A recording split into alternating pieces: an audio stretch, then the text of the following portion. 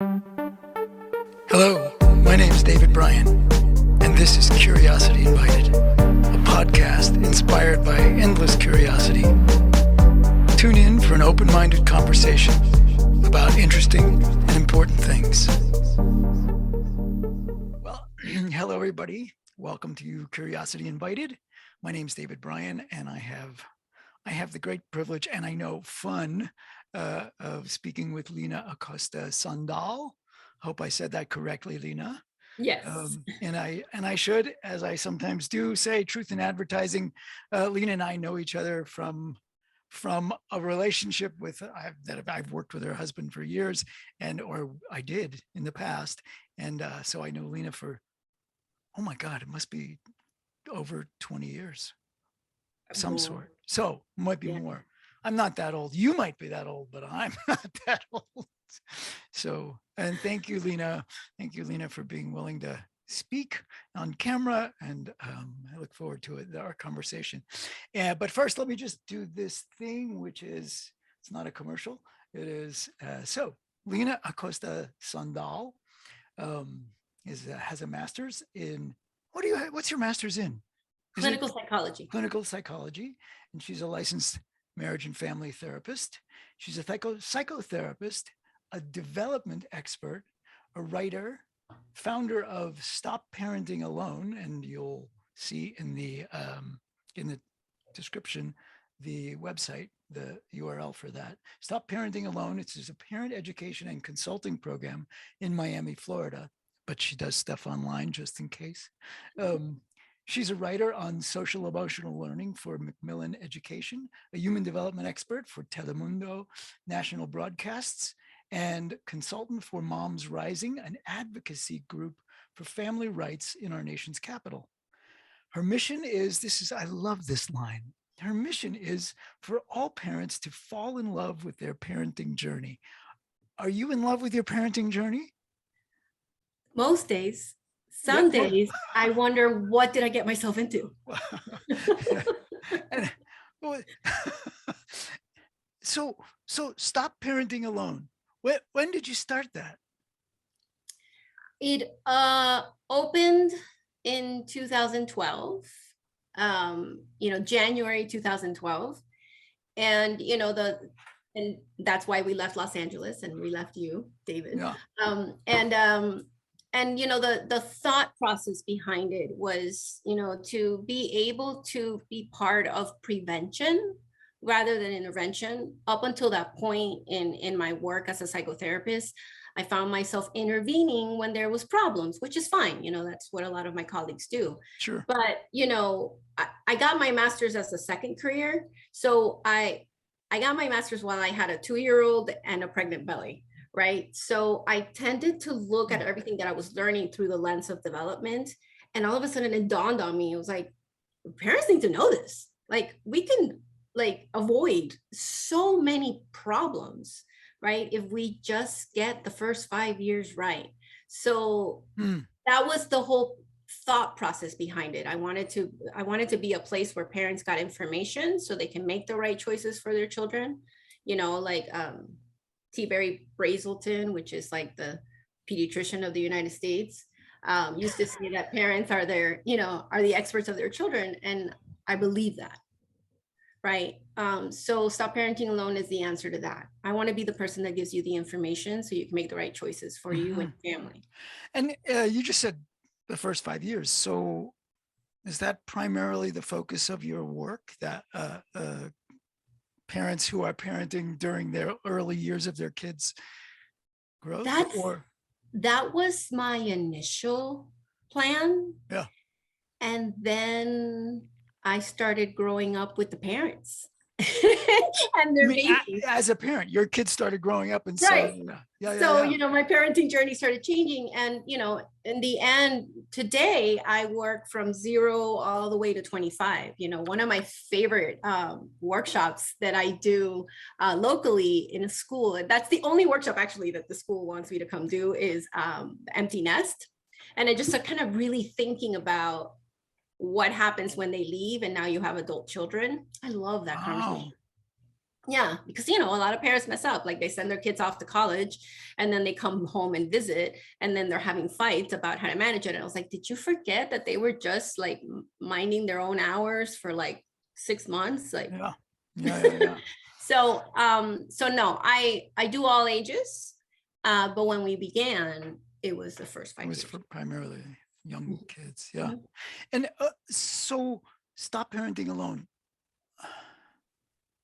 But that's not that's not a reference to single parents. That's a reference to stop parenting without the information that is not widespread. Correct. I mean, Well, the information, well, it is widespread. I mean, the parenting as a business is very expansive.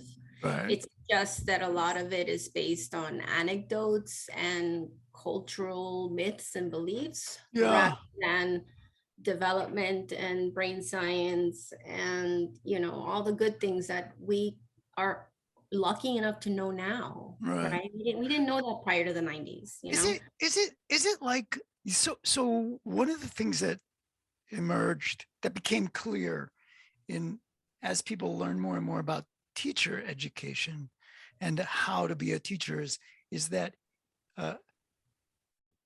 if left to their own devices, teachers teach the way they were taught. And is that true about parenting? Is that without learning, essentially parents, they raise their kids like they were raised. Yes. And that's either good or bad. Yes. Yeah. Yes. Yeah. And the reason for that is because of this organ right here, right, of our brain, right? Our brain, I always tell people, your brain is not intelligent, it's efficient, right? So our brain is constantly using experiences from our past to make sense of the present, right? And we don't have a parenting class, in high school or college, right? The only experience that you have had in parenting is from your parents. So when you have your little tiny offspring there, your brain is just going to bring to mind what was done for you. Now, what I find a lot of the time is that there's a lot of parents that do not want to parent the way that they were parented, right? They're like, I do not want to do what was done to me. So they pendulum swing to the complete polar opposite. And that's not good either. Right? My parents were really strict, and so I'm really permissive. My parents were really permissive, and so I'm going to be a Nazi. Correct. Exactly. Because that's what we do, right? We go, not that, so this, right? So back to why do I do what I do? I want to get everybody to the middle with good information so you can bring it your own flavor. So maybe you'll save this for the end, but I'm going to ask you right now. But so what does the middle look like? Like, is there the magic bullet? Is there, like, if everybody just did right? I mean, is there a universal, like, these are universals? The middle is so hard to keep because it's so confusing for us. And it starts as early as when the baby starts crawling, right? We as parents are the ones that are setting the boundaries, which create an emotional response from our child, right? This emotional response from the child, everybody kind of responds to it in a different way. So we have to set a boundary. The child has an emotional response, but we also have to be the one that soothes simultaneously. And that's where things go awry. Because, a 9-month-old, let's go for the most common one, right? A 3-year-old has a brilliant idea because I don't know if you've ever been around a 3-year-old. Everything they think is brilliant. Well, everything is fascinating to them. It's like, they're like, paper, and this could be 100 things, right? And somewhere in their 5th try, some big human comes over to them and snatches the paper out of their hands, and they're like, ah! because they were about to scratch their face, right? And they don't understand that, that's going to hurt, buddy, right? So a lot, the emotion, so it's correct to pull the paper away from the baby because we don't want them to get hurt. But the emotional response is what confuses the adult, because they don't understand that we set the boundary and we soothe. They don't know how to soothe without going, no, either becoming like a circle, like, like, hey, let me entertain you over here. And the easy thing is just to hold and go, oh, you really wanted to cut your face with the paper, but that will burn and that will hurt. So we have to do this. And this is what, so the middle is set the boundary, soothe simultaneously. And that's why it's so hard. Because sometimes it makes you angry, especially in the adolescent years, right? It's like, I was about to say, so you're not just limiting that to the little 3-year-old. You're saying that dynamic happens throughout. Forever. Right. Even when they're your adult children. Right. Right. Even, it is what is two things that are incredible. And another thing about the middle, right? So that's how you respond to your baby, right? You set the boundary and you soothe simultaneously, right? And then the other thing that's really hard about being a parent is that you have the balance of your own needs, right? As the human being that you are, right? The adult that you are, versus the dependence of another being on you, right? And that's, that is an incredibly difficult dilemma to manage, right? Because it's the parent-child relationship is the only healthy codependent relationship. They have to be dependent on us until they're independent, which is the ultimate goal of parenting, right? For teachers, their dilemma, because I'm in a lot of schools, and I see the classroom from a different lens, right? I see the classroom through the lens of attachment and through the lens of like the social emotional needs of the classroom. I'm not like, I tell teachers, I see a box, you see a unicorn. I don't do that. But I know how the little person is going to respond to that box like a unicorn, right? Mm-hmm. So in the classroom, that caregiver has to hold the group and the individual need of the children in the group, and they have that dilemma. So this is why the middle is so hard for all caregivers. Would you give you don't give the same advice to a teacher that you would to a parent? It's a whole different relationship. Yeah. A whole different dynamic. And what you said, right? I mean, this teacher, mom and dad have usually, right? And I'm dealing with this child. Maybe I've got another couple of whatever, but in the classroom, I'm dealing with this child while all those other kids have their own individual needs and group needs. And it's impossible. Nobody should ever go into education. No, I like whenever I'm in a classroom, I'm like, why are you doing this? You're out of mind, right? But the difference between parents and teachers is that, and actually there's only one set of parents that has some semblance of what a teacher does, which is parents of multiples, right? Because teachers have a group of children in the same age group. Right. Parents may have more than one, but they're all in different spaces in their age group. So there's something about having a group of kindergartners, right? Or so pre-K 3, kindergarten, 6th and 7th grade. I bow to them. Right? Kindergartners always befuddled me. I just couldn't get it. I didn't get it. People don't know this, right? There's 3 dirty R's in kindergarten: revenge, resentment, regret. When those little tiny people feel any of these, they feel regret. Oh, I shouldn't have done it, and think about regret. It's such a hard feeling to tolerate and manage, right? Yeah. Then they get resentful. You're also ashamed. Yes, right. It's like, Yeah. oh, why did I do that? Right. And then they're like 5 and 6 and they don't know what to do with themselves. So they feel resentment. It's your fault that I did that. Right. And then now I'm going to make you feel how I feel on the inside, revenge. This is what these poor teachers have to deal with like, well, in a public school with 30 of them. Yeah, exactly. Right? 30 little tiny people, you know, in revenge mode. I'm going to make you feel how I feel. It's hard. So yes, it's different, but at the end of the day, that idea of sitting with and soothing, which in our very punitive culture we don't want to do, is actually sort of the answer most of the time. And maybe you've already answered this, but have you run into, like, are there common mistakes, common errors that people make, you know, sort of across the board?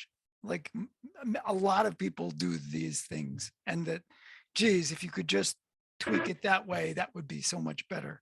Are there some Yes. commons? Yeah. Number one common thing that people do is lack of consistency in how you respond.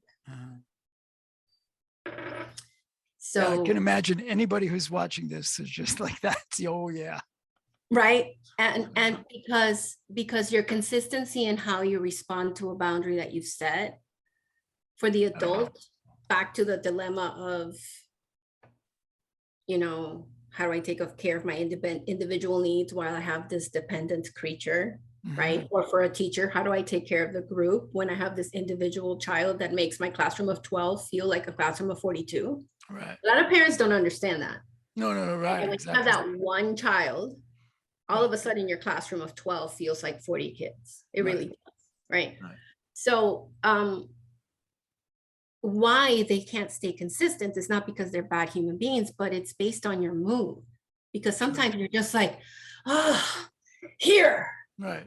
Right? Okay. Have another cookie. Right. Because the little person's like, and if you're stressed out, and you know, especially in the last 2 years, right? If your own stress response is off kilter, that staying the course and saying, baby, I know you really want this, but we don't have cookies before dinner. Right. And you know, and what people think is that they say that it's one and done. But it's like, if you haven't done something consistently for 3 weeks, don't tell me that it didn't work. Yeah. Because, you know, when you give a child a drop-down menu of options, they're going to choose the part of the menu that they really like, as they should, because they're smart, right? So consistency is one thing. 2, trying to make them happy. So I say this a lot. Say more, yeah. So the goal of caregiving, whether you're a parent or a teacher or a coach, should never be happiness. The joy, the goal should be health and safety, emotional and physical, right? And sometimes when we are giving health and safety to a child, a teenager, their emotional response to that is not joy. No, it's right. frustration, it's disappointment, it's I hate you, you know. So I think that's something that the older generation of parents kind of knew, right? And I think that somewhere, I don't know where in our culture, it shifted to, we have to make them happy. You know, and I guess it's also kind of like the American way, because we're in the pursuit of happiness. And yeah, I wish people would pursue peace rather than happiness, you know, because happiness, just like sorrow, is fleeting, comes and goes. It's never, the only emotion that we can hold is peace. Just to be like, okay, this is really hard right now, but let's see what I got to do next, right? Like, so I would say that those are the 2 things that people do that get them in trouble. And the people who come knocking on your door, or in this case, knocking on your, you know, screen, do they come at a time of crisis? Do they come because you know, when it's like, I don't know what to do anymore, everything's going in the wrong direction, I need help. Right. Oh wait, there's Stop Parenting Alone, I'll go there. Right. It varies. And it varies by age group and where you are in your little tiny parenting journey, right? So parents with children under 5, they are so ready and willing for information. It's like, give me all the information, like sleep, potty, eating, all these like things that were like, my child is never going to go potty in the bathroom, right? They're very open to information. Mm-hmm. Parents of school age children, it's usually a learning difference, or you know, there's something happens at school that causes the parent to reach assistance. And parents of teenagers, when they reach out for help, their head's on fire, like, you know, stuff has not, you know, things are not going well. So the reason for it varies. Fortunately, I'm kind of locally, at least in Miami, and a little bit in the Spanish market world, in the Latinx world. I am getting people understand that I'm there for information. So that's how they show up. You know, I'm starting to get a group of, I love this new thing that's happening that I've noticed, of parents of middle schoolers that just want to get the adolescent years right. You mean things are going okay and they just want to, oh, that's amazing. Yes, because I wish, you know, I think that those are the 2 times when, you know, like the school age years, you kind of get a little tiny respite. If you got 0 to 5 right, you kind of get a little like, kind of like happy time between 7 and 9, you know, and then 10 through 12, it's when it starts getting dicey. I'm getting this nice set of parents. They're anticipating the teenage years, and they're coming to find me. And they're like, what do I do? And, you know, and I'm the first one to tell parents that the adolescent years, the first thing we have to do is to remove this myth that you have to survive it. You don't have to survive the adolescent years. You just have to become a lighthouse in the adolescent. Tell me what you mean. What does that mean? Okay, I'll be corny because I always end my parent workshops with this, so I'll share it with you. So you ready? So the way that I see development of children is that from 0 to 5, you're building a boat together, right? You know, you're learning how to do things, right? And you're learning how to eat, how to walk, how to talk, you know, right? Between 5 and 9, you get in the boat, right? No, 5 and 11, you get in the boat, and together the boat that you just built, right? You get in the boat together and you go into the waters, right? And, you know, between 9 and 11 is the how and why, you know, and you know, how do you deal with storms? How do you deal with calm? How, you know, how are you a friend? How and why are you a friend? How and why you do school, right? And then from 12 forward, your child brings you to a chore, tells you to go in the lighthouse, and they get back in that boat and they go into the sea. Because the adolescent years is about how, why, and what do you think? What was that last one? Say again. In the adolescent how, years, why, and what do you think? Oh, what do you think? For the adolescent, right? Yeah. Which is what a lot of parents are like, I don't want to hear what they think. What they think is stupid. It's like, no, what they think is putting, you know, and why the lighthouse? Because a lighthouse is the place where the sailor comes to rest. When the sailor comes home, where the sailor needs a moment to touch and remember, right? And I always tell parents, what kind of lighthouse are you? Are you the one with like, you know, lights going off and, you know, the boat's like, oh, I'm kind of scared to go there? Or is there, you know, a warm cup of soup and a nice blanket and a place for them to just sit and remember, right? Like, so and again, you know, my kids are 14 and 17 now, right? And I used to say this, like when they were little, I'd be like, made me feel so much older. so yes, the littles are now 14 and 17. And I used to say this prior to having teenagers. And the new information that I've gotten in my own parenting journey is that being a lighthouse is painful. Because if you are successfully launching your children into adulthood, they're leaving you. So I think this myth that you have to survive adolescence is because we didn't go deeper into what's actually happening for the adult, which is grief. Mm.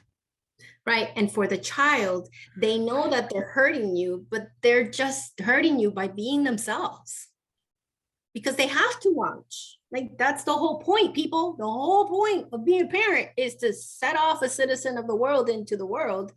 And hopefully they know how to manage the world. So I am currently a lighthouse, and I try my best to have a warm soup and blankets every once in a while. You know, my lights are on and they don't want to come to the lighthouse. Well, that's interesting. You said, so the other thing that lighthouses do, speaking from my sailor years, is that they give you when you're in the boat, they give you a touch point, right? Oh, there's the lighthouse. I was looking for that. It's like a reminder that the land is over there. And sometimes they actually shed light on what you can't see. Where you are. Yes, exactly. Yes. So but they're not in the boat with the no, sailor. Exactly. Yeah. Right. The sailor has to, and that's why I love that idea, that metaphor, right? So do you ever have you had experiences where you watch your children make mistakes that you saw coming, but you didn't stop them from making those mistakes? You let them make those mistakes. Hopefully they didn't get too hurt by them, but yeah. So talk about that, because I think that's one of the, speaking from the days in education, that was one of the frustrating things about being in those situations, especially with parents who did not want their kids to fall, didn't want their kids, and I'm not talking about literally, maybe some, but didn't want their kids to fail the course. And so I'm going to either strap my kid to the chair and do the homework, or I'm going to do the homework and give it to them. And, because had they not done the homework, they would have failed. And I know failing is a bad thing, so I'm going to stop that. Right. I think that back to this idea of our parenting journey, right? Parents are really great at letting children fail when they're little, right? We don't force them to walk, right? We just put the little tiny things in the corners of things so that they don't hit their head. Hit their heads, right? Right. We don't correct them when they say things poorly when they're learning to speak, right? And I like to remind parents of that's also true in the school age years with friendship, right? A lot of parents get in the way of children learning how to be friends. Really? What do you mean? She's mean and you shouldn't be hanging around with that little girl who's so disrespectful, blah, blah, blah, right? But one of the primary social emotional development skills that we are building in the school age years is social awareness, right? The themes of power, the themes of impulse control, the themes of social reciprocity, being able to do that back and forth, the themes of finding your little tribe when you're little, right? So that's a developmental marker that a lot of parents get in the way. And then in adolescence, have I allowed so throughout development, yes, I most definitely have watched as my children are on their way to run into a wall. And how I am able to do that is because I understand that the hit is actually the teacher. Mm-hmm. And my intervening is my interrupting a lesson. Mm-hmm. My Oh, son. wow. That's really, yeah, I almost want to ask you to say it again because it's exactly, well, that sounds so right. Is that Yes, you we getting don't in the way of the lesson just upends the lesson. They're going to have to learn it eventually, or worst case scenario, they never learn it. And then a lifetime of that mistake again and again until they do. bingo, Yeah. which is actually what is happening in college, Mm-hmm. right? They're having issues with in their social world. They're having issues in organizing and planning so that they can get their coursework done. They're having issues with having a conversation with their professor. They evaded and avoided until their head's on fire, Mm-hmm. because you never allowed them to have a conversation with you where they disagreed with you, right? Mm-hmm. Or you solve the problem for them. I don't want anybody to go to college without these skills, right? And so what ends up happening, they get into the amazing Ivy League, woohoo, but they don't graduate from it. Mm. Because they have to go back home to their manager and their planner and their organizer. Because if you don't allow your children to make decisions as they should, because it's part of development, right? What is happening in the adolescent years for the brain? The upper cortex of the brain, which is the space where we think, where we create, memories and stories, and we make decisions, is happening. That's why they talk back. They're not talking back because they're being disrespectful. They're talking back just like when they were pulling up to walk, because their brain wants to problem solve, make decisions, see things from more than one way. So when a parent says, stop, I want every parent to be like, it's just like when they were walking, right? Yes, they're lousy at debating with us, but that debate is necessary for that upper cortex. And I invite all parents of adolescents to allow their adolescent to disagree with them, because I want you to think of them at 32. Mm-hmm. You're teaching them how to have a conversation with another adult, with an authority figure, in a way where they get to speak what they believe, to make their case, and to have the reciprocity of that. Again, that's the one place where I let my kids just like mess up terribly with me, right? When they disagree with me, right? Where I'm like, okay, tell me why you think that you should fill in the blank. Because it's usually some kind of like, let's rethink this boundary of yours. I guess my husband and I, Ty and I, have, we're lucky because we've seen many adolescents and we can trust that it's the right thing to do. I think for some parents, it's terrifying because when they make mistakes in the adolescent years, they're big mistakes sometimes. Yeah. But not as big as, my famous line, not as big as when the end result is a federal indictment. So luckily they have that time to make mistakes.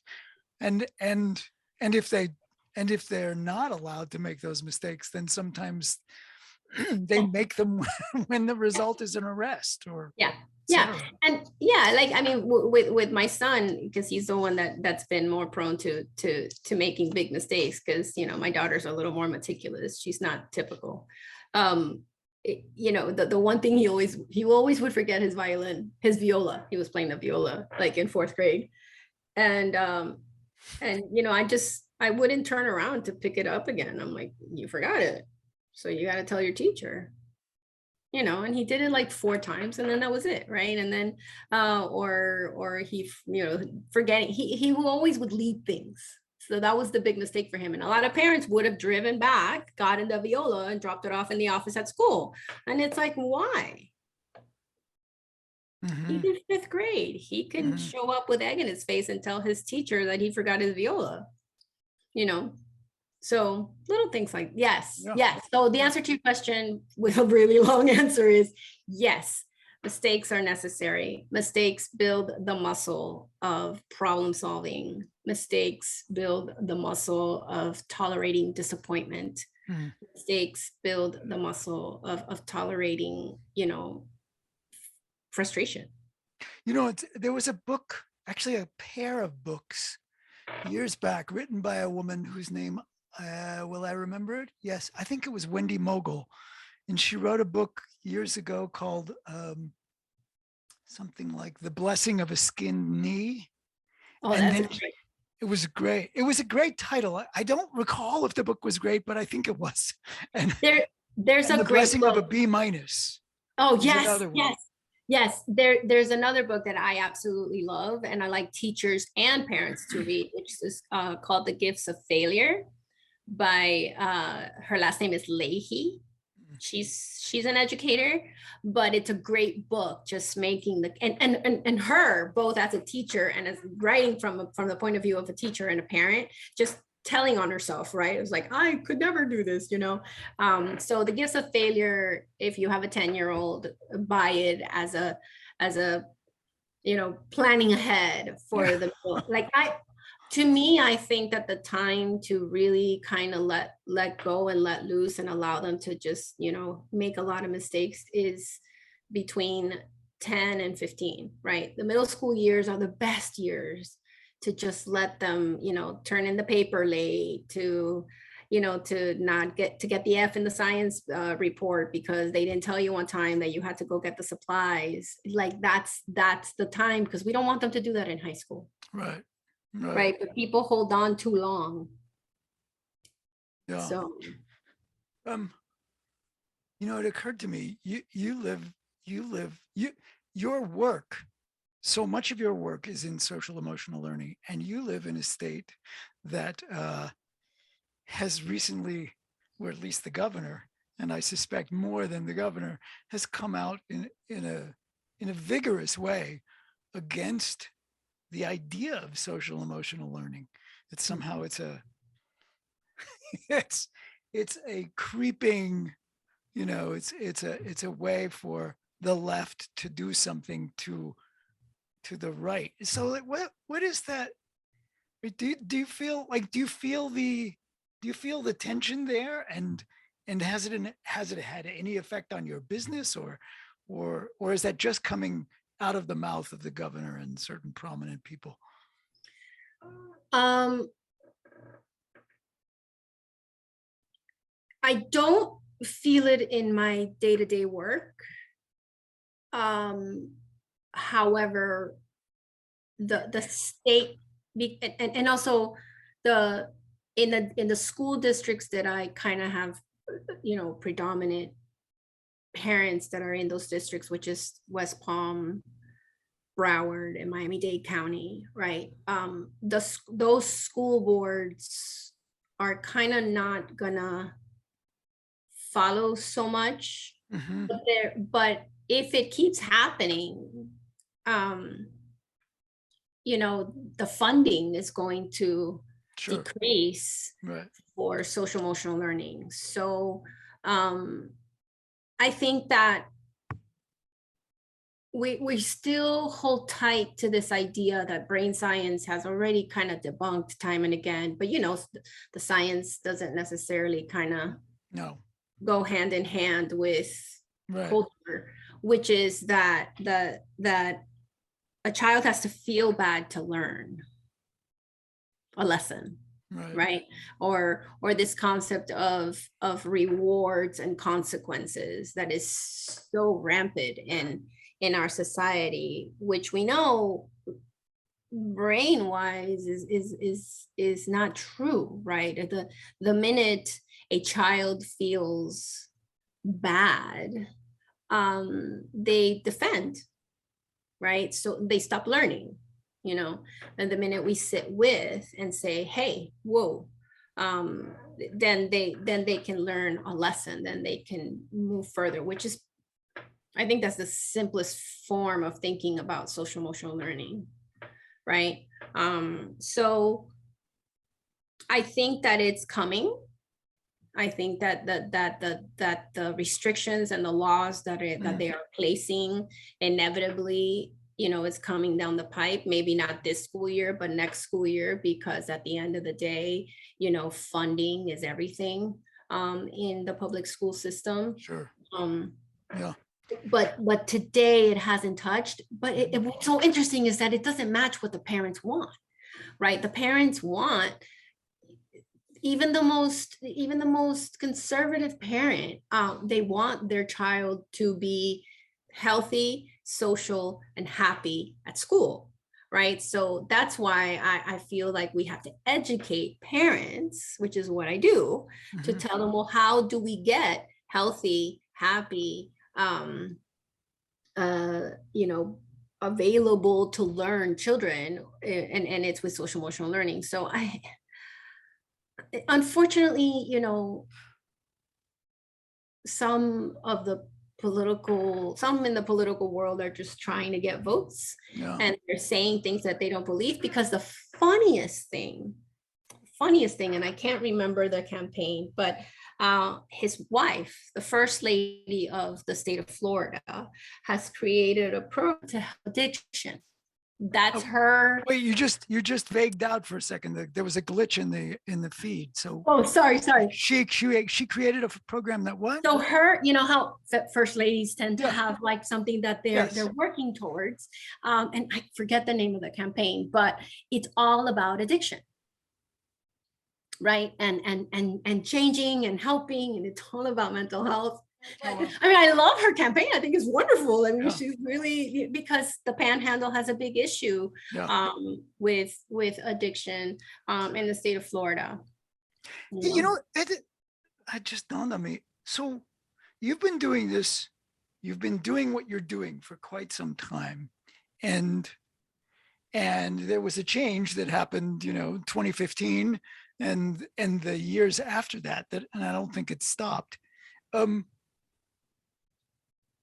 Where the then president, was doing all sorts of things that that parents tell their kids, don't do that, and don't do that, and teachers tell their kids, don't do that, don't make fun of this kid, don't make fun, like all that stuff, don't call people names, don't, and then the leaders, right, and especially a particular leader, but then the leaders, the adults who hold an enormous amount of prestige, probably more so in young people's minds, are doing those very things. And people are screaming at each other at board meetings and yada, yada, yada. And so has that affected the kids? Like how does, bullying, right? I mean, here's a president who is ridiculing and bullying, one might say bullying, people he's running against, people who say things that he doesn't like. So, and now they go to school and say, no bullying. Hey, no bullying. So have you watched this affect children, or is it not? Is it just, business as usual there? It depends on the age group. I think the littles still, this idea of being friends and being kind to one another and using kind words, that's still available to them. I think 5th grade and up is when they start kind of dipping deeper into the culture, and that's when they actually, there was a moment where they used Trump as a verb. So like you're trumping someone when you were being when you were using power inappropriately, dude, you're like, so it was kind of like, I don't know, I'm not on TikTok, but they were, it was, I heard it, which was interesting, but they weren't using it as in a powerful way. It was just kind of like just one more thing to describe using power in an inappropriate way, you know, and I think that the acceptance of this is actually a little bit, you know, the result of this bully campaign that we've created in schools. And, you know, So say more, tell me more. so two things, right? One, we've begun to bully the bully, right? And two, we've created this atmosphere where children, right, from kindergarten all the way through high school are either victims or perpetrators. And we stopped talking about choice, right? And I think that when you give a child choice, like when a child only has the choice of being a victim or a perpetrator, if you're smart, what are you going to be? Yeah, exactly. Right? You're going to look for power. And I think that that's happening a lot, you know, that's somebody who uses power in the way that our last president used it, right? And power as a way to, you know, from top down to control rather than to work with. It's about control. You could see how in this world of like victims and perpetrators in the school system, right? I'm gonna choose that power. I'm gonna choose to be the big one. I'm gonna choose the one to be in control. So in my little fantasy world, you know, our schools would become more a place where we assist and help all of the above, right? Where we help, and it begins super early, right? It begins in you know, pre-K all the way to second grade, where actually normally the human being is learning how to be one of many, right? And within that capacity, when a little person hits or pushes or punches, they don't get called a bully, but they get told, whoa, whoa, whoa, you weren't able to hold your anger. And these are your choices when you're angry. Rather than you're angry, you're gonna get a 0 in the app. You know, I forget the name of the app, but we're not gonna advertise for them. You know, where you know, you get a reward and you get a punishment and you get a reward and you get a consequence. When actually that little person needs to know, you're really angry and frustrated and overwhelmed right now. I need you to take a moment because this is not acceptable, but let's talk about how you're going to manage this. So you made reference to campaigns that schools are doing, but I don't know if everybody, I certainly don't know what's the latest. So what's going on in schools about that, other than just no bullying or people getting labeled bullies if they do something? You're a bully? Really? Yeah, like the actual, like there's a contract where parents have to sign that their child is acting like a bully. Wait, explain. You mean a child does something? You get called into, so your child is making mistakes and having a hard time being one of many, right? Which most educators know that that's going to happen to most children on third grade and younger, right? Because they're learning how to be one of many, right? I don't believe in punishing or setting anybody up for failure when they're learning how. Right? And the message to all the children, see, if we don't turn them into victims and perpetrators, we let all the children know everybody's learning how to be a friend. We don't excuse the behavior, but we understand that they're having a hard time sharing with you right now. So what are things that you can do in this moment? Right? Or you're having a really hard time sharing. So what can you do in this moment? Right? That's choice. But with this idea, like it's like everything, like, we're so addicted to simplifying things, right? Making it black and white. Nothing is black and white. Nothing. There's always a yes and, right? We were like, you're being a bully. You're not playing well. So we're going to put you over there, away from the other children that have figured out how to be one of many, because you haven't figured out how to be one of many. So we're going to put you alone. Does that make any sense?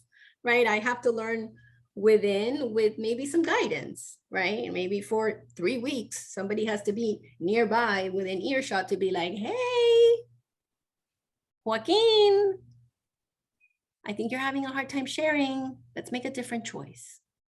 Right? But with this You just can't make the mistake because now you're labeled a bully. And in some school districts, in particular in this district, you as a parent come in and then you sign, my child is acting like a bully. And then this is what we will do. And then they set up kind of like a behavioral plan. Wow. But within that behavioral plan, I have yet to see that somebody's going to sit gently with the little person and be like, let's learn to manage anger. Let's learn to manage frustration. Let's learn to manage disappointment. Let's learn to know that, yes, I know you're an only child at home and everybody around you plays exactly what you want to play. But here you got to compromise whether you want to play kitty or house, because that's when it starts. Right? That's when we figure out how we're going to be in relationship. And then third grade and older, you perfect how you're going to be in relationship. Perfect what you know. Like there was so many times where I had this fantasy where I could just sit across from Trump and be like, tell me about first grade. Like, what happened? I'm glad you didn't have to go through that experience. I'm still curious. If I ever get the opportunity, I'd love to take it. Tell me. Yeah. But again, like, it's so seducing to have control and power. Yeah, I guess. It's seductive. It's safe because it creates the fantasy of control and uncertainty is something that's to be back to this idea of like aim for peace, not happiness, aim for peace, aim for being able to just kind of be and sit and accept what's in front of you, right? One of the things that we have to accept as for being a human is that everything's uncertain. Yes, there was a book years ago. Alan Watts wrote a book. I believe it was called The Wisdom of Insecurity. And it was that, look, you can you can think the way the future looks, but it's filled with surprises. You never know what's coming. And that is also the fear in parenting. Yeah, sure. It's the biggest fear. Like, sure, the future is 100% uncertain. Right. And you just make daily decisions on a future that you can't predict. Yeah. Do you work with parents who, that they're so invested in a particular outcome, like, and so they raise their kids in a way as if somehow, well, if they don't get into this school or they don't learn how to play the so-and-so and they don't participate in those sports, they're not going to be able to go to, name the school. And if they don't go to this school, well, how are they going to get that job at, they have the whole thing mapped out. And you feel for the kids, and at the same time, look, life's full of surprises. Your kid's going to take a weird turn at some point if he or she is lucky. So how are you going to deal with it? Yeah. No, all the time. That conversation is both in the parent that's looking ahead and going, oh my God, I'm going through the adolescent years. I hear that they have to go to XYZ school or else they won't go to XYZ college. Right. So I love it. I love it when they get to me prior to getting on the ride. And then when they come to me when their head's on fire, sometimes their head's on fire because their child is telling them, that's not what I'm going to do. Mm-hmm. And they're seeing it as, again, if I look at it from the lens of the parent, which I attempt to do, as a failure, as their failure that their child has told them. Right. Like one of my favorite stories, and this is particular to this, so to this Catholic family. So there's different sacraments in the Catholic religion, right? And one of them is confirmation, right? And it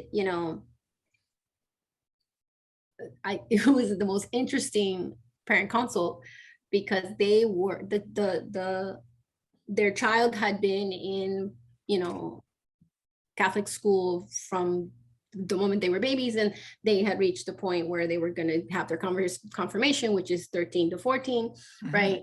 And the child said to them, I'm not going to get confirmed.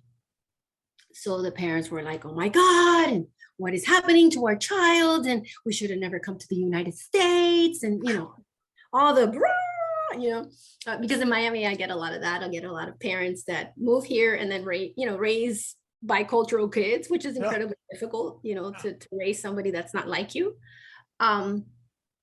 So, they kept talking, and I was like, guys, I rarely do this, but do you mind getting your son? I want to hear his point of view. And the parents were like, ay, sí, claro, sí. So they go get their child, and he sits, and he's like, oh. And I'm like, I'm curious, what brought you to this decision? And this 13-year-old proceeded to tell me step by step his thought process, right? And he was, and end of this beautiful 15-minute conversation that the parents finally got to hear because I was there and they couldn't interrupt him. Basically, he let us know, listen, the sacrament means that I am accepting this religion as who I am. And at this point, I cannot truly say that I can do that, because then I would be dishonest. And then he looked at his mom and he was like, and you've always taught me that integrity comes first. I was like, I'm just gonna boo cry here, and so I was like, thank you so much, la la. He walks away, and I looked at them and I was like, you called me for this consult as that you were failing, but actually your child you actually have given your child the most important values, and he heard you. You told him integrity and responsibility comes first. And when he put that filter towards this decision, he said, I can't do this. That's great. And that in a nutshell is parenting well. And how your child understands the values that you've given them will show up in their flavor. Oh, that's a good line. In their flavor is exactly right. Yes, yeah. Right. Like, how my daughter sees integrity, because that's also, that particular story hits home because that's one of the values that I'm constantly telling my children, right? It's like, if you can hold integrity, you can make a lot of decisions through the lens of integrity. But how my daughter or my son uses that value in their day-to-day is up to them. Right. And for this kid, it was, I'm not going to do the sacrament, that I understand the rules of it, and I wouldn't be holding integrity if I did it. Right. Did the parents walk out? Yeah, no, happy? they well, or at least at peace. What it did for them was that it showed them that they were actually raising the boy that they wanted to raise. Although it didn't look like confirmation and it didn't look like their flavor. Right. But they understood that the foundation that they wanted their son to have. So no, that's and I think that's, back to a question you asked me way back, which is, what are things that people are doing, that a lot of people are doing, that are making mistakes. Not knowing the values that you're teaching your children. I always tell parents, what are the 5 core values that you want your child to have as a human? Right? Because sometimes when we're with our children and they continually break a boundary, we are inconsistent, which was the mistake that I said before, right? And we're inconsistent because a lot of the time we don't even know why we have the rule. Right? It's like, oh, it's because the pediatrician told me, or my mother did it that way. But if I know that, what, they do have to brush their teeth every night, because that creates hygiene and it creates independence and responsibility, which are 2 of my 3 core values then you could stick with the tantrum of not wanting to brush the teeth. If you don't know the value behind your rule, you can't keep to it. Mm-hmm. So when these parents got to see that their child had actually learned the value and he was only 13, now they can feel safer about the choices that their child was making. And they also learned a valuable lesson, which was in adolescence, you must have curiosity. You must sit with your child and say, back to what I said before, right? Well, what do you think? And why do you think of it? Mm-hmm. And sometimes the kid doesn't know. Sure. Right. So it's an opportunity for both you and them. Yeah, exactly. You know, as you were speaking, you know, there are, I happen to know your family. So you and your husband, a dear friend, but you and your husband have similar values. I know you try to approach your kids with both consistency and love. Mhm. And some families have one parent. Some families have two parents, but they're not anywhere near the same page and may not even be in the same place. And then some families, you know, there's four parents, right? There's mom, there's dad, there's mom And and their dad, partners. and then there's partners. Yeah. And so does any particular group have more trouble than another? No. You know, back to, if you simplify parenting into 3 steps, it's like consistency, routine, teamwork. And what you're describing is the task of teamwork, right? And teamwork is with all the caregivers. Yeah. Right? Because who are the caregivers in a child's life? Parents, immediate family, teachers, Sure. coaches, hopefully in the adolescent years, some adult mentor that they may have in their life. So when the adults, when the caregivers don't have teamwork, that's when a lot of problems happen.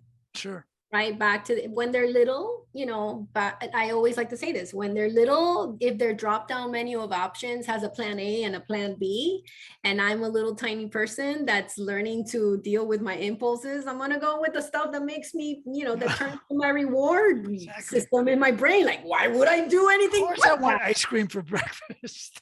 Right? Like, of course I'm gonna like the caregiver that, like, you know, lets me do Minecraft for 5 hours. Why not? You know, like that, like when kids do that, they're like, he just won't stop playing. I'm like, yeah, because you set the parameters. The reward system in the brain is a powerful thing. Like, you know, we have to be their cutoff, right? So I would say that even in co-parenting scenarios, teamwork is absolutely necessary, right? But not teamwork where everybody's talking the same, or you get to do the values and the rules and the boundaries in your flavor. Right?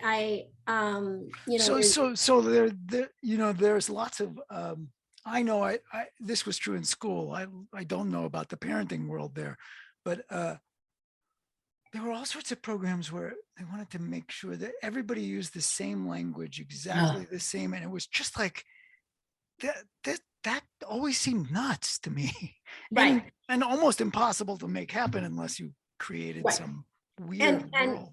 You know, I get this question a lot. Do you think that so-and-so program is good, or you think so-and-so program is good? And, you know, at the end of the day, a lot of these parenting programs, you know, like there's so many, right? They're all good, but if you can't sustain it, if that's not how you speak, if it doesn't match your cultural background, which a lot of these programs don't, right? Then it's not for you. But the foundation of a lot of the parenting programs or parenting certificates that are out there, Hmm. right?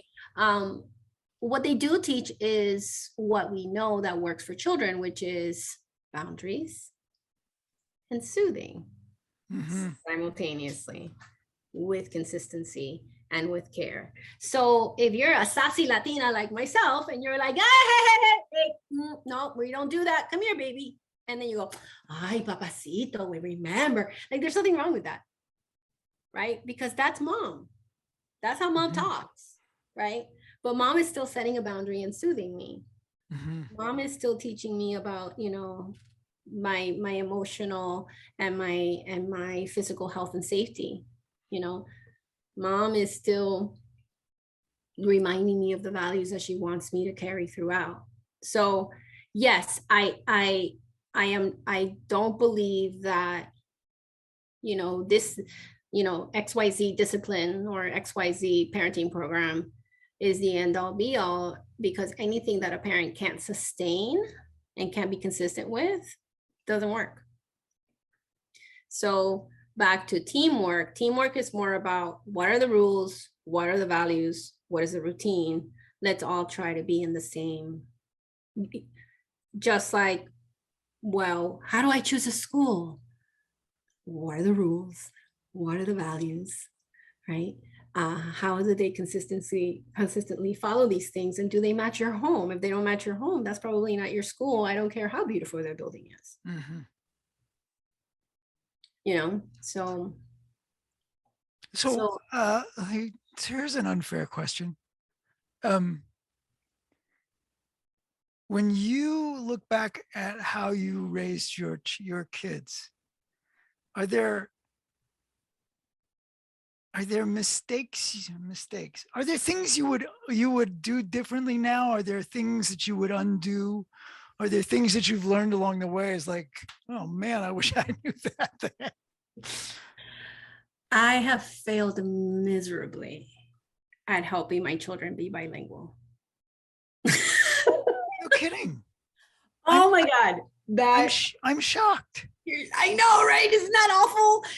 It's not So, that it's awful. I'm just so surprised well, because you are both. You I and Ty am. are I'm both. bicultural. I'm bilingual. I speak it. I write it. Like, Yeah. but that, if the one thing, knowing everything that I know, right?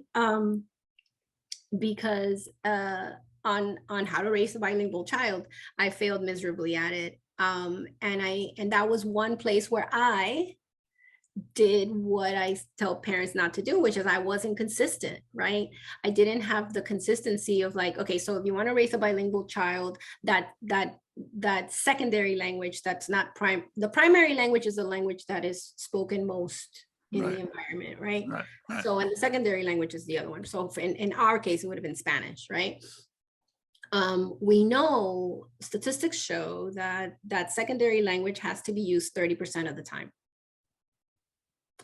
So the mistake that we made was that for Ty and I, for my husband and I, our secondary language is also Spanish, right? We are bilingual, but our secondary language. So we're like, I am first. No, I wasn't even born here. Right. You came right. from Colombia. I came from Colombia. Thai is first generation, right? So, but our primary language was English. So the mistake that we made was speaking to each other in English Ah, that's all of the interesting. time. Yeah. Right. But this is an example where I broke all the rules of parenting, which is I didn't put the children first. I spoke in the language that I was comfortable with, right? Most of the time. Right. I did not speak to them consistently in Spanish, so I didn't have the consistency. I would remember and I'd be like, okay, no, we're gonna do a sábado en español, right? And then I would forget, like I would like, it's too much, too hard work, and I didn't push through when it became uncomfortable for them. Right, because the most bilingual children, somewhere between back to kindergarten to second grade, right, they can speak faster and more fluently in one of the languages. So again, the brain is efficient. So they choose that because the other thing makes them feel uncomfortable and they don't do it as well, so they don't want to do it. that's where my failure came. I didn't say, no, let's push through this frustration. I know that you speak faster in English, but let's push through this. And which is really interesting because we were in Miami. Like, it's really easy to speak in Spanish in Miami. Like, Miami is truly a bilingual city, and it is the capital of Latin America for sure. Mm-hmm. Right. Because people say that Miami is diverse, but it is sort of, but it's more, it's diverse in the many Latin American countries that tend to live here. So that's where I would say that I have been a failure. And when I take them to Colombia, they sound like little American kids, and I'm like, be quiet, they're gonna mug us, no English. And when I do all the bad things, I'm going to send you to Colombia for a summer and you'll see, you'll learn that Spanish. I don't know how many times I said that to my son. I'm like, you'll see, I'm going to send you. I'm not going to go with you. So and I share that all the time, especially when I have a workshop that I do about raising bicultural and bilingual children. And I say, I'm teaching you guys this, but this is something that I didn't do well.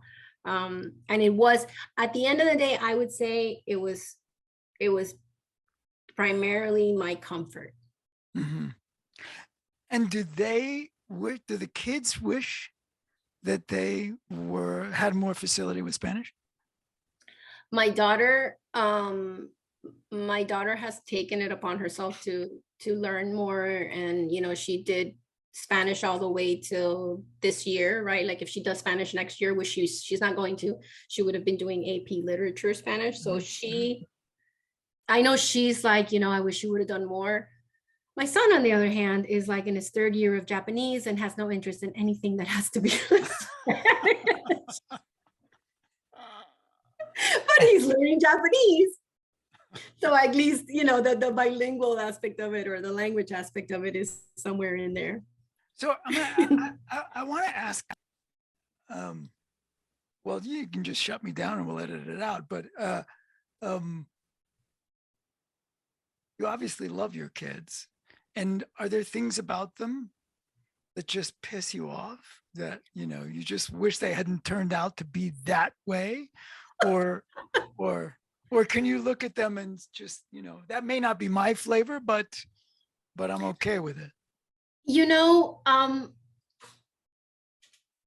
I think for me, this is actually a workshop that I do. I'm just going to start pitching my workshops. So one of the workshops that I do is learning about temperament and personality, and like raising your child based on the personality that they're at. And in the temperament world, where we know that there's particular types of styles of personality you just land on the earth with, right? And then, right. So parenting, culture, your relationships expands on that particular temperament style, but it's kind of like the little tiny baseline, right? So for me, my daughter and I have completely different temperament styles, right? I am loud, big, I feel every emotion at 10, right? When I'm happy, I'm at 10. When I'm mad, I'm at 10. And that's kind of as I progress through my own, life development, that has been the thing that I deal with. My daughter, on the other hand, is very quiet and observant. And, I started calling her like my little Buddha baby, because it was like, and so for me and her, it's not so much something that I don't like, it's just something that I don't recognize. So in my parenting journey, so as not to break her, I had to learn to be with her energy rather than make her be with mine. Right. So I think a lot of the time parents think that they dislike something about their child, or they wish that their child wasn't like that, but it actually is like their personality types don't have a good fit. Right. So But if we allow to notice what kind of personality our child is, then we get to build that aspect in ourselves rather than vice versa, right? Like I didn't want to make my daughter more like me, right? I actually, because I knew about temperament, I was like, okay, oh, like when she was a toddler, I just had to go up and she would stop touching something. But if I went, no, no, no, no, no, no, she would just start crying her eyes out because her temperament was like, Mhm. that's too loud. Right. That's just too much. That's Right. too much. I I'm must have really done over, something really like wrong. really wrong. And Right. but you know, my 10 was like, oh, the blood, you know, and because that's me, that's my Yeah. personality style. Yeah. So I would say to answer your question, Mm. I've bumped up against her observant, quiet, slow to warm nature throughout her developmental markers, right?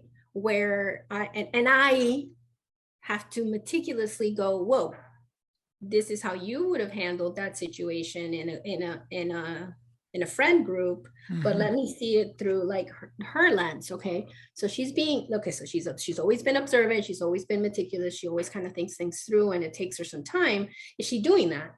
Oh, actually she is. Okay, I'll leave her alone, right?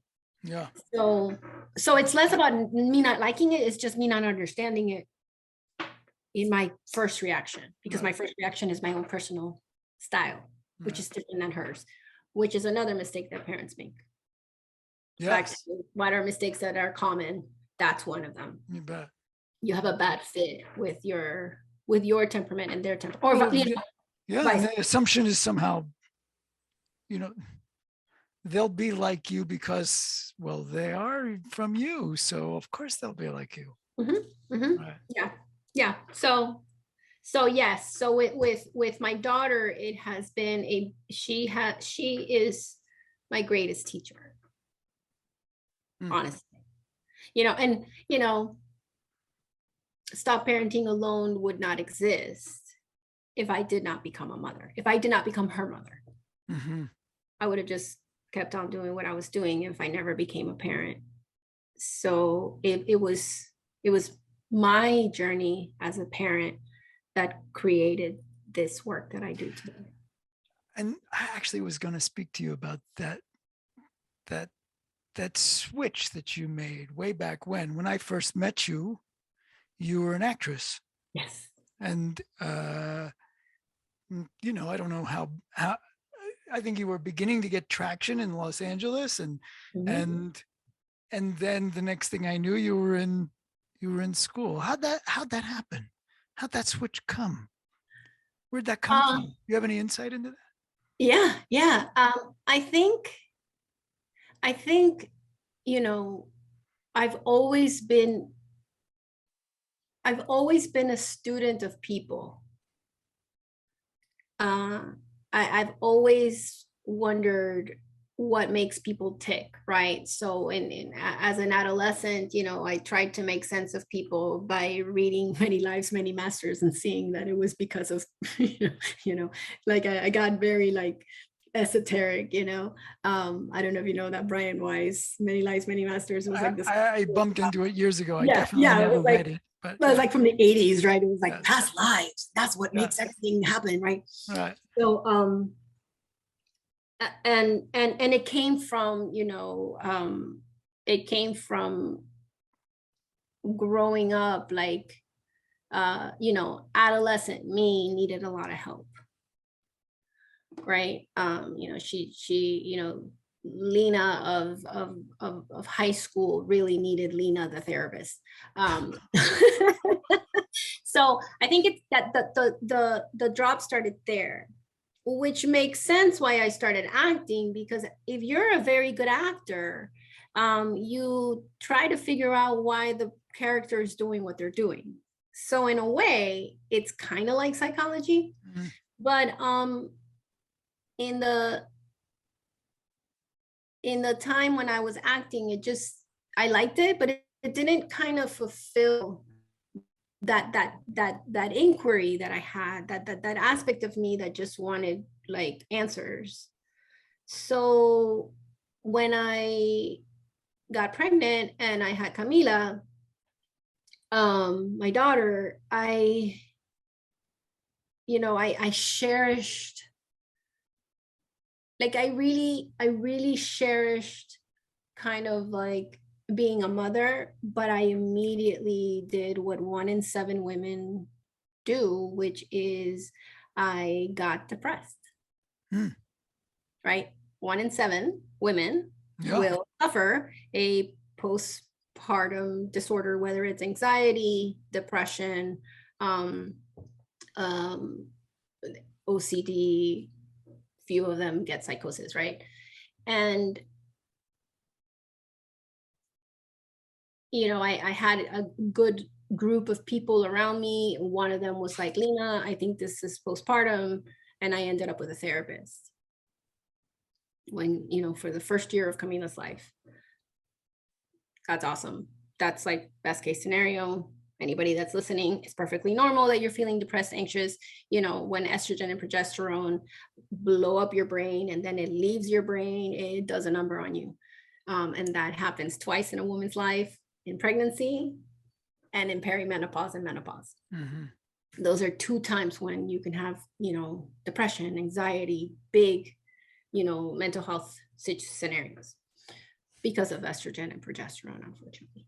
So that journey and that therapist made me think,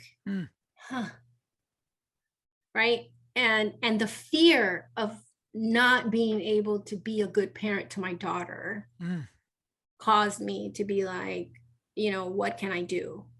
And then that's why I got the master's in clinical psychology. So it was all of those things in one. And but like 40% of it was I was going to be a bad parent to my daughter. It terrified me. And I'm crazier than most, right? I went and got a master's degree so I could be a mother. Go figure. Yeah. So it was that's how it happened. And, like the first time I left Camila to go to an audition, I remember it was an audition for Tylenol. And I was like driving, and I actually wrote a blog about it. I was driving, I was going underneath the overpass of the LAX, of the airport, to go up to West Hollywood. No, I was going up to Santa Monica. So I was going, and I remember while I was going through the underpass, where the planes go over you, I was just crying, like, I don't want to leave my daughter. This is so stupid, this audition. And that's when I knew. I went to the audition. But I was like, I can't do this anymore. So that's how it happened. Yeah. I'd never known that. That's great. Yeah. That's all how it, So postpartum depression, a daughter, and fear of being a bad parent. That's why I got a master's in clinical psychology. So it was either that or become a mathematician. No. I'm saying that because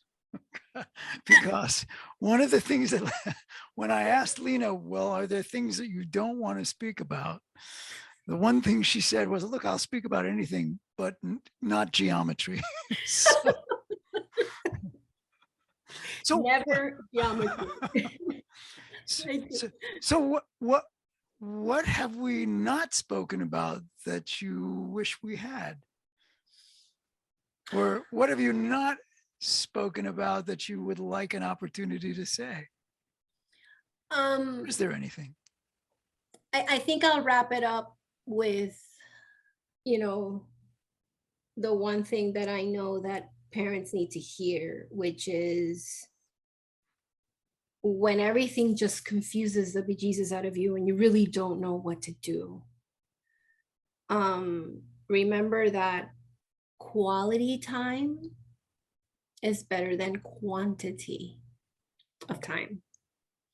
So stop washing the dishes, put down the phone, just sit with your kid for whatever amount of time that you could give them. That is quality. And quality is sit, listen, be curious, no matter what they're doing. And always connect before you correct. Mm. Right? There's something delicious for us as human beings when somebody looks at us and says, you know, like, yes, of course you feel dumb right now. Of course, you've been trying so hard to learn that spelling word and you just can't. And then just be quiet.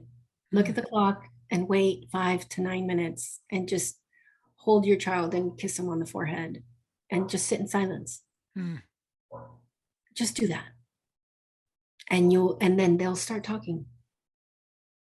And then you'll know what to do. Mm-hmm. So that's it. Yeah. That's it. And enjoy the journey. It's messy. Yeah. Super messy. It's messy. Yes, that's a good message to give. It's like, yeah. Yeah. It's messy. And that's Yes, okay. Yes. Because it's messy. So, It is. well, Lina, I really want to thank you for it's so nice both to speak to you and then to speak to you quite specifically about all this, which is your work, which I love. And it's been a long time. It's been a long time since we've been in the same place. So, Yes. So sending you and the kids and that guy you live with love. And I can't believe 14 and 17. Does that mean Camila's going to be a high school senior next year? Yes. That Wow. means it's officially going to launch into the world. Wow. Next year, May. Wow.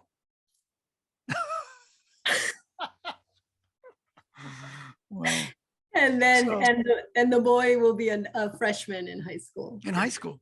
And are they both going to go, or are they both going to be at Gulliver? Yeah. Oh, fabulous. Good. Yeah. Yeah. They're both there. Yeah. Cool. Well, hug your husband for me. I shall. And kiss your kids. And I'm not sure they'll remember me. Well, maybe they I think they do. So yes. Yes. Good to see you. Bye. Thank you.